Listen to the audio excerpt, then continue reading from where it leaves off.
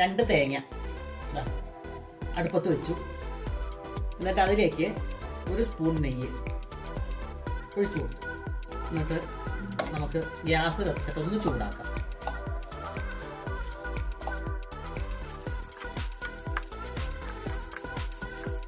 തേങ്ങ നെയ്യിലൊന്ന് ചൂടായിട്ടുണ്ട്. വറുപ്പൊന്നും വേണ്ട കേട്ടോ, നല്ലൊന്ന് ചൂടായാൽ മതി.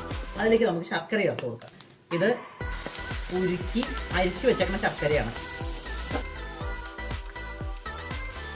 നമുക്ക് തേങ്ങയും ശർക്കരയും കൂടി ഒന്ന് നല്ലോണം യോജിപ്പിക്കാം. ഇതിലേക്ക് നമുക്ക് ഇത്തിരി ഏലക്ക പൊടിച്ചത് ചേർക്കാം. ഞാൻ ഏലക്കയും പഞ്ചസാരയും കൂടി പൊടിച്ച് വെച്ചേക്കുകയാണ്. തരി ഉണ്ടാവും, അപ്പം തരി വീഴാതിരിക്കാനും ഞാൻ ചെറിയ അരിപ്പയിലൊന്ന് ആ പൊടി വീഴാനായിട്ട്. ഇവിടെ നമുക്ക് ഈ ഏലക്കയുടെ തൊലിയൊക്കെ കടിച്ചാൽ ഗ്യാസ് ഓഫ് ചെയ്തു.